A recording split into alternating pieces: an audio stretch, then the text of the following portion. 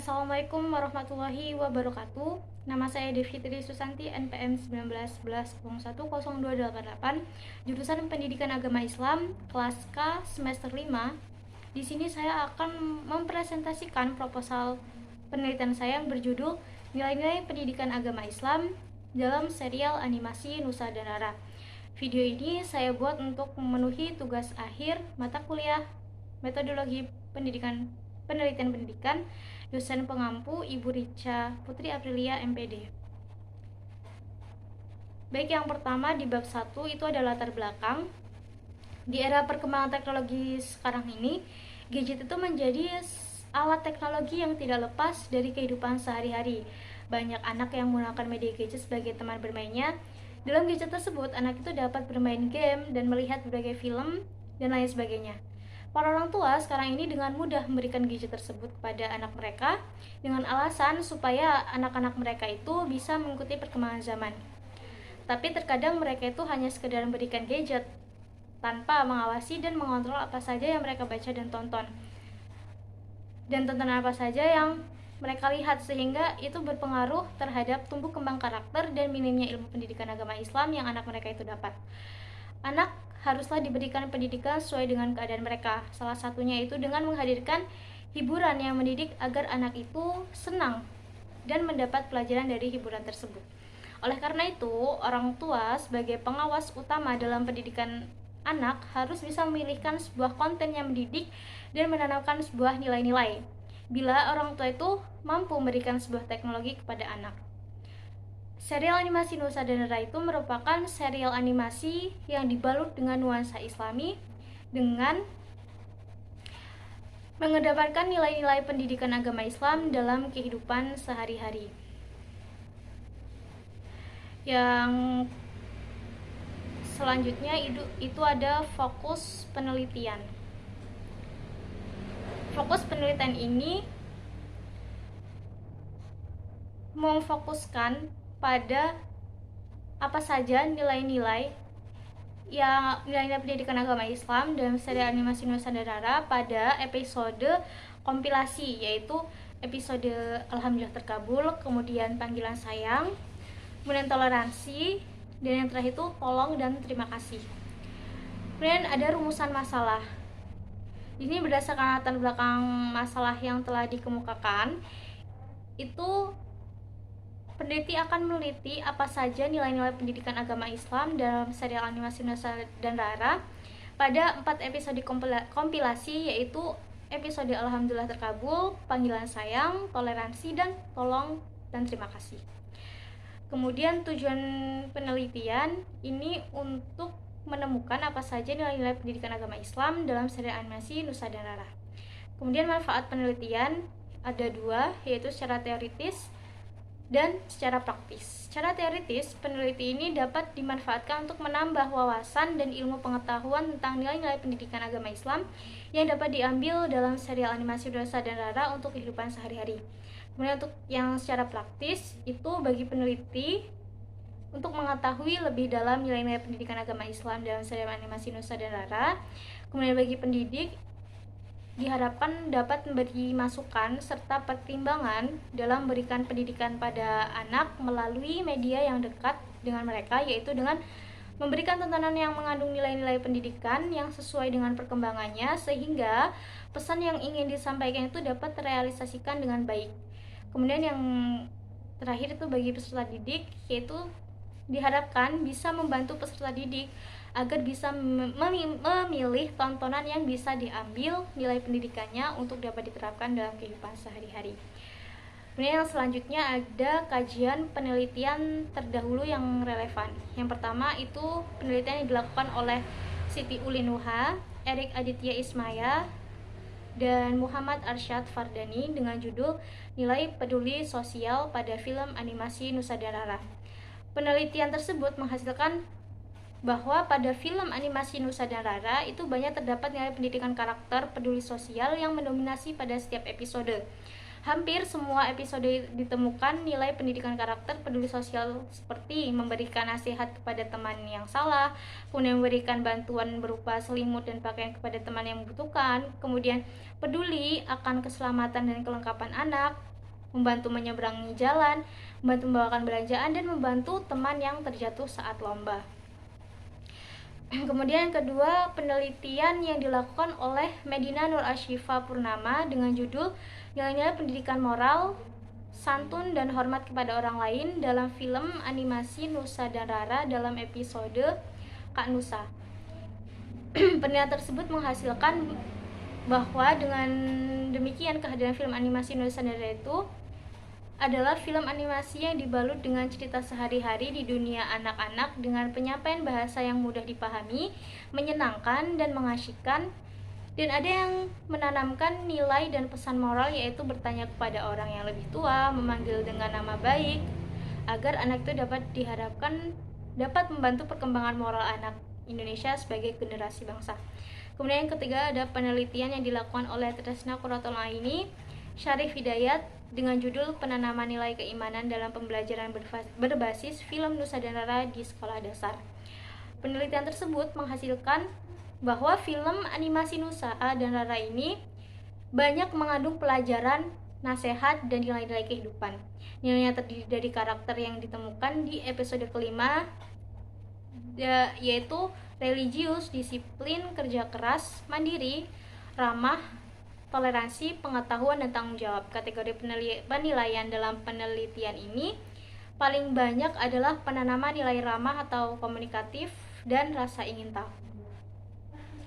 Kemudian yang keempat, penelitian dilakukan oleh Adi Ratnasari Hutasuhut Yasvinda dengan judul Analisis Pengaruh Film Nusa dan Rara terhadap Empati Anak Usia Dini di Kota Padang. Penelitian tersebut menghasilkan bahwa film Nusa dan Rara ini memiliki pengaruh terhadap empati anak usia dini. Film Nusa dan Rara dapat membantu anak untuk memahami cerita yang disampaikan karena penyampaian cerita dalam film ini sederhana dan menarik, sehingga memudahkan guru dalam menyampaikan pesan moral dalam film tersebut, sehingga dapat disimpulkan bahwa film Nusa dan Rara berpengaruh terhadap empati anak. Yang terakhir, ada penelitian yang dilakukan oleh Muhammad Eko Ihwantoro, Abdul Jalil, dan Ahmad Faisal yang berjudul Nilai-nilai Pendidikan Islam dalam Film Animasi Nusa dan Rara karya Aditya Triantoro. Penelitian tersebut menghasilkan bahwa film animasi Nusa dan Rara mengandung nilai-nilai pendidikan Islam yang mampu menjadi sebuah media pendidikan Islam dalam pembelajaran atau dakwah di masyarakat. Kemudian hal tersebut dapat dilihat dari tujuan pembuatan film Nusa dan Rara yang merujuk pada kesempurnaan manusia atau individual, dan setiap episode mengandung sebuah nilai pendidikan Islam, yakni nilai pendidikan akidah, nilai pendidikan ibadah, dan nilai pendidikan akhlak. Baik, yang selanjutnya itu ada metode penelitian. Di sini ada jenis penelitian dan sumber penelitian. Nah, jenis penelitian ini penulis menggunakan jenis penelitian kualitatif yang menghasilkan data deskriptif. Kemudian untuk sumber penelitiannya yaitu ada dua, ada dari sumber data primer dan sumber data sekunder. Sumber data primer ini penulis peroleh dari tayangan serial animasi Nusa dan Rara yang ditayangkan di YouTube dengan cara menonton, menyimak, mendengarkan. Kemudian penulis itu mencatat dialog-dialog dan peristiwa yang terdapat dalam tayangan serial animasi Nusa dan Rara. Episode yang diteliti yaitu episode kompilasi seperti episode Alhamdulillah Terkabul, Panggilan Sayang, Toleransi, dan Tolong dan Terima Kasih. Kemudian yang kedua ada sumber data sekunder. Sumber data sekunder ini adalah berbagai macam literatur yang berhubungan dengan objek penelitian, baik itu berupa buku, jurnal, artikel, dan lain-lain yang berkaitan dengan penelitian yang penulis teliti. Yang selanjutnya bab 2, landasan teori. Sini judul besarnya itu adalah konsep nilai-nilai pendidikan agama Islam. Yang pertama, kita akan bahas tentang pengertian nilai. Nah, nilai ini menurut Rahmat Mulyana itu standar tingkah laku, keindahan, kebenaran, dan efisiensi yang mengikat manusia dan sepatutnya dipertahankan. Kemudian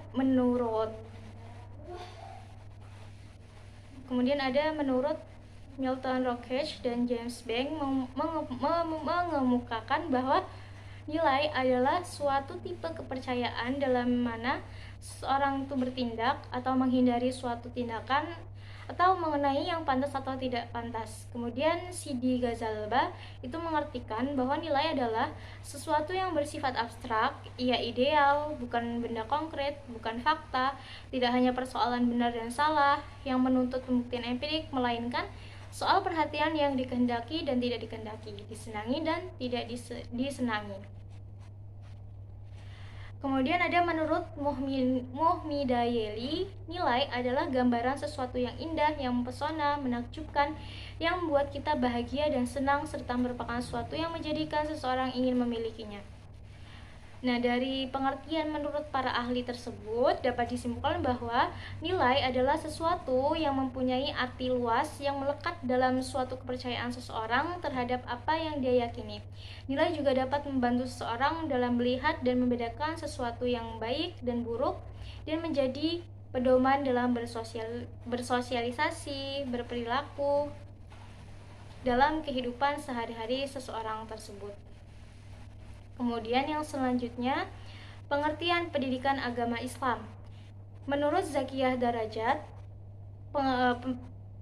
pendidikan agama Islam itu adalah usaha untuk membina peserta didik agar senantiasa dapat memahami ajaran agama Islam secara menyeluruh sekaligus menjadikan pedoman hidup.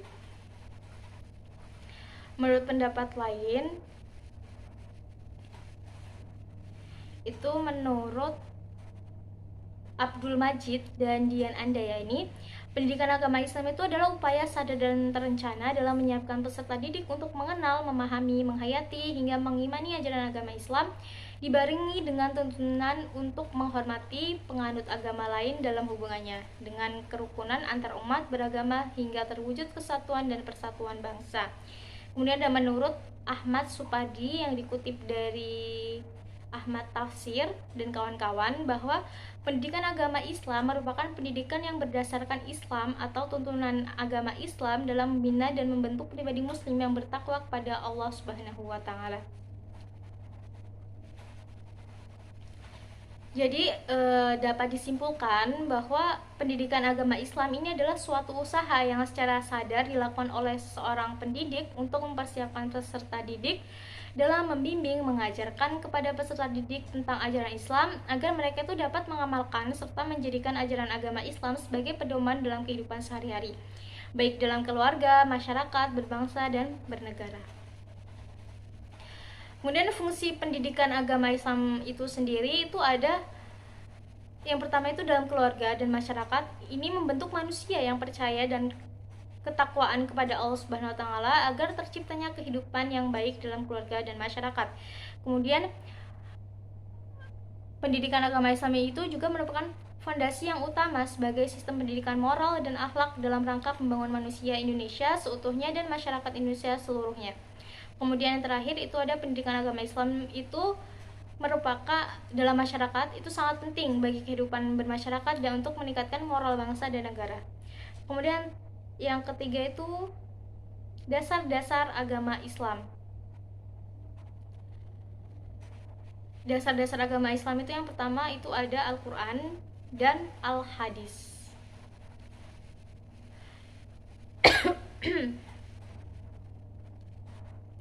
Al-Quran itu adalah dasar pendidikan agama Islam yang pertama. Al-Quran ini merupakan firman Allah Subhanahu wa taala yang diturunkan kepada Nabi Muhammad SAW melalui malaikat Jibril.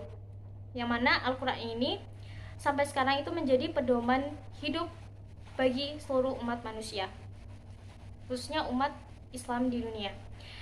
Al-Quran ini dalamnya terdapat ayat-ayat yang memanggil manusia untuk selalu menggunakan akalnya dalam kehidupan. Bahkan bersyukur dengan baik dan benar pun manusia harus mempergunakan akalnya.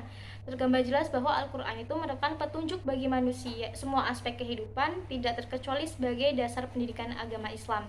Kemudian yang kedua itu ada As-Sunnah atau hadis. Hadis ini adalah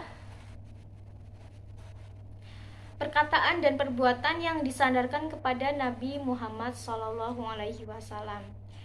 Jadi hadis secara etimologi ini berarti komunikasi, cerita, percakapan baik dalam konteks agama atau duniawi atau dalam konteks sejarah atau peristiwa yang terjadi aktual.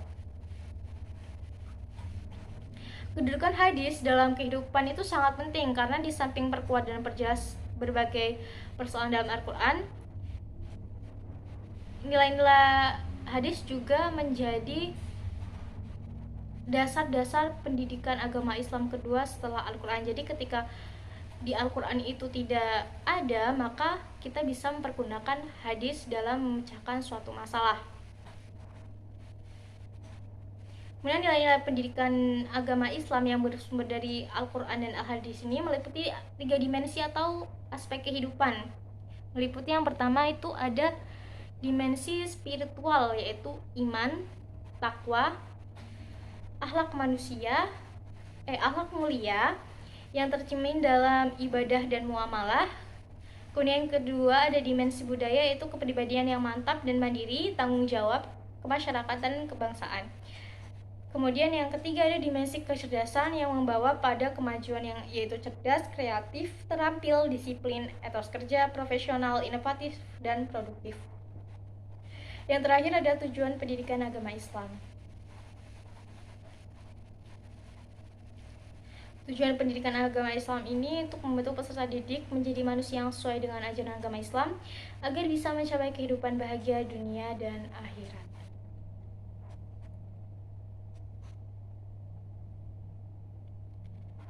Al-Jamali merumuskan tujuan umum pendidikan agama Islam itu dari Al-Quran itu ada 4 bagian, yaitu mengenalkan peserta didik posisinya di antara makhluk ciptaan Tuhan serta tanggung jawabnya dalam kehidupan ini. Kemudian yang kedua itu mengenalkan kepada peserta didik sebagai makhluk sosial serta tanggung jawabnya terhadap masyarakat dalam kondisi dan sistem yang berlaku. Dan selanjutnya mengenalkan kepada peserta didik tentang alam semesta dan segala isinya, memberikan pemahaman akan penciptaannya serta bagaimana cara mengolah dan memanfaatkan alam tersebut. Kemudian mengenalkan kepada peserta didik tentang keberadaan alam gaib. Kemudian yang selanjutnya ada konsep serial animasi. Yang pertama itu ada pengertian film. Film dalam Kamus Besar Bahasa Indonesia itu adalah barang tipis seperti selaput yang dibuat dari seluloid, tempat gambar potret negatif atau yang akan dibuat potret, atau tempat gambar positif yang akan dimainkan di bioskop. Secara harfiah, film adalah sinematografi yang berasal dari sinema atau gerak, pitch cahaya, dan graphy atau tulisan, gambar, dan citra. Jadi film itu berarti melukis gerak dengan cahaya dengan menggunakan alat disebut kamera. Jadi dari pendapat tersebut itu dapat disimpulkan bahwa film ini merupakan media visual atau audiovisual untuk menyampaikan pesan kepada sekelompok orang yang berkumpul di suatu tempat. Itu menurut Kamus Komunikasi. Kemudian yang kedua itu ada jenis-jenis film. Pertama ada film dokumenter, yaitu film yang film dari dokumentasi sebuah peristiwa yang nyata. Menurut Sumarno, selain mengandung fakta, ia juga mengandung subjektivitas pembuat. Film ini diproduksi dengan tujuan utama untuk penyebaran informasi, pendidikan, dan propaganda bagi orang atau kelompok tertentu. Kemudian film dokumenter ini sering kita lihat dalam video liputan berita yang ada di televisi dan sebagainya. Kemudian ada film cerita pendek. Ini merupakan film yang durasi tayangnya itu biasanya kurang dari 60 menit. Di beberapa negara seperti Jerman, Australia, Kanada, dan Amerika Serikat, film jenis ini dijadikan laboratorium eksperimen dan batu loncatan bagi seseorang sebelum produksi film panjang. Kemudian ada film cerita panjang. Film ini lazimnya berdurasi antara 90 menit sampai 100 menit. Dahulu film jenis ini adalah film yang lazim dipertontonkan di bioskop, tapi saat ini sudah diedarkan dalam bentuk piringan, cakram, atau disk, baik sebagai VCD maupun DVD. Contoh filmnya itu seperti Laskar Pelangi, Ayat-ayat Cinta, Surga yang Tak Dirindukan, dan lain sebagainya. Kemudian ada film animasi, yaitu film yang menggambarkan sebuah frame yang setiap framenya itu merupakan gambar dengan posisi yang berbeda. Jika diserikan akan menghasilkan kesan gerak animasi. Nah, animasi ini adalah gambar atau gambar bergerak berbentuk dari sekumpulan objek atau gambar yang disusun secara beraturan mengikuti alur pergerakan yang telah ditentukan pada setiap pertambahan hitungan waktu yang terjadi. Kemudian gambar yang dimaksud di atas itu bisa berupa manusia, hewan, tumbuhan, maupun tulisan.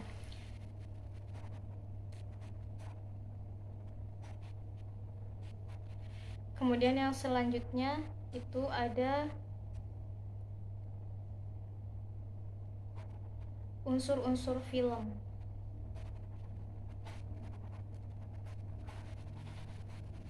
Dalam proses produksi pembuatan film itu melibatkan sejumlah tenaga ahli kreatif, yaitu diantaranya itu produser, yaitu orang atau kelompok tertentu yang mengepalai departemen produksi tersebut. Nah, produser ini merupakan orang yang memimpin dalam suatu proses pembuatan film, tapi bukan orang yang membiayai produksi film tersebut. Kemudian ada sutradara. Nah, posisi sutradara ini dalam sebuah produksi film merupakan jabatan yang paling tinggi di antara yang lainnya. Ia merupakan pemimpin dalam proses produksi sebuah film di lapangan. Kemudian seorang sutradara harus mampu menerjemahkan dan menginterpretasikan sebuah skenario dalam bahasa gambar yang menarik dan lebih hidup. Kemudian ada penulis skenario atau biasa disebut dengan screenplay atau script writer. Istilah ini diibaratkan blueprintnya seorang arsitek. Skenario adalah kerangka sebuah film. Nah, penulis skenario ini merupakan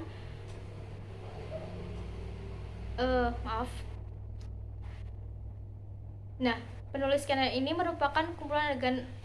ini merupakan kumpulan adegan-adegan yang dirancang secara khusus mengikuti deskripsi visual. Sebuah film merupakan bahasa gambar, maka dialog-dialog akan menentukan jika bahasa gambar tak mampu lagi menyampaikan pesan di film tersebut. Sebelum skenario dibuat, sinopsis sebuah film harus dibuat terlebih dahulu. Kemudian ada penata fotografi. Penata fotografi ini sering juga disebut penata kamera, dan ini merupakan tangan kanan dari seorang sutradara dalam merekam objek di lapangan. Ia harus mampu menjalin hubungan yang baik dengan sutradara dan bersinergi serta terintegrasi dalam menentukan pengambilan gambar per babak. Kemudian ada penata artistik, ini merupakan pekerjaan yang rumit. Dia harus merumuskan segala sesuatu yang berkaitan dengan latar belakang sebuah film cerita tersebut, yakni yang berkaitan dengan setting yang menceritakan tepat dan berlangsungnya suatu cerita dalam film. Oleh karena itu, sumbangan dari kaum penata artistik ini sangat berarti dalam menyajikan gambar yang menarik pada penonton. Kemudian yang keenam ada penata suara. Ini bertugas untuk memberikan suara pada adegan, khususnya ketika para pemain itu telah berakting, sehingga gambar yang direkam mempunyai suara seperti adegan yang sebenarnya. Proses pengolahan suara itu berarti proses memadukan unsur-unsur suara atau mixing yang bersumber pada adegan dialog dan narasi serta efek-efek suara khusus. Seorang penata suara itu bertanggung jawab atas pemberian suara pada setiap adegan dari seluruh babak yang ada di dalam sebuah skenario. Kemudian ada penata musik. Biasanya penata musik ini bekerja pada waktu gambar-gambar hasil shoot digabungkan atau pada waktu proses editing dilaksanakan. Nah, musik-musik yang ditampilkan biasanya berupa lagu dan biasanya juga musik instrumental. Kemudian yang ke-8 ada pemeran atau aktor. Pemeran atau aktor ini diartikan yaitu melakukan gerakan acting di depan kamera berdasarkan dialog di dalam skenario film. melalui arahan sutradara. Kemudian proses penokohan akan menggerakkan seorang untuk menyajikan penampilan yang tepat dari segi emosi, ekspresi, gerak, serta gaya bicara yang mencerminkan karakter dari tuntunan skenario film. Kemudian ada apresiasi film. Dalam mengapresiasikan sebuah film, kita dapat memahami pesan-pesan yang disampaikan oleh film tersebut dan mencernanya serta mengambil manfaat apa yang didapat setelah melihat film tersebut. Sebuah film diproduksi tentunya disebarluaskan kepada masyarakat untuk ditonton. Sebuah film merupakan rangkaian cerita yang dikarang seseorang. Film itu dapat menghibur, mendidik, merangsang pemikiran orang, serta memberikan pengalaman serta nilai-nilai kemanusiaan. Kemudian ada serial animasi. Serial animasi ini yaitu serial yang setiap episode ceritanya itu tidak saling berkaitan satu sama lain, tetapi tokohnya itu tetap sama.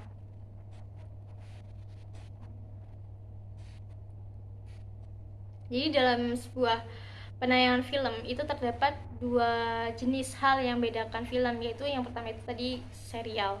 Serial itu yang sudah dijelaskan tadi. Kemudian ada series juga. Series itu adalah rangkaian cerita yang menunjukkan satu kesatuan di mana satu cerita itu saling berkaitan, sehingga ketika satu bagian cerita itu tidak kita ikuti, maka kita akan kesulitan dalam memahami cerita selanjutnya. Kemudian bab 3, deskripsi objek penelitian. Yang pertama ada gambaran umum objek penelitian, yaitu objek penelitian ini adalah serial animasi Nusa dan Rara. Serial animasi Nusa dan Rara adalah animasi yang bergenre fiksi realistik yang menggambarkan kisah yang menarik, menggambarkan kehidupan sehari-hari yang dibalut nuansa Islami. Tokoh utama di serial ini adalah Nusa dan Rara yang merupakan kakak adik yang senantiasa ingin belajar untuk selalu bersikap baik, sopan, giat dalam belajar, dan mensyukuri segala hal yang ada dalam diri dan keluarga mereka. Serial animasi Nusa dan Rara dilakukan dengan baik dalam audio animasi, pesan, materi, dan banyak aspek lainnya. Serial ini lebih mengedepankan nilai-nilai agama pada setiap episodenya yang dikemas secara edukatif dan bagus untuk dijadikan media pembelajaran bagi anak. Nusa dan Rara ini dirilis pada 20 November 2018 yang bertepatan dengan peringatan Maulid Nabi Muhammad SAW. Diproduksi oleh The Little Giants yang beranggotakan 4 strip production, yaitu Aditya Triantoro sebagai Chief Executive, Boni Wirasmono sebagai Creative Director, dan Yuda Wirafianto sebagai Eksekutif Produser, dan Ricky Manopo sebagai produser animasi Nusa dan Rara. Dan penyajian fakta dan data penelitian. Penyajian datanya ini penyusun itu menggunakan analisis data. Yang pertama itu ada reduksi data, yaitu merangkum, memilih hal-hal pokok, memfokuskan pada hal penting dan membuang yang tidak perlu. Kemudian setelah penulis melakukan reduksi data, penulis menggunakan data display, yaitu data disusun secara sistematis sehingga dapat terorganisasikan, tersusun, dan mudah dipahami. Kemudian penulis setelah melakukan data display itu dengan concluding drawing atau verification, yaitu menyimpulkan dan memverifikasi agar data itu menjadi lebih jelas. Mungkin sekian presentasi dari saya. Mohon maaf apabila terdapat banyak sekali kesalahan. Saya akhiri.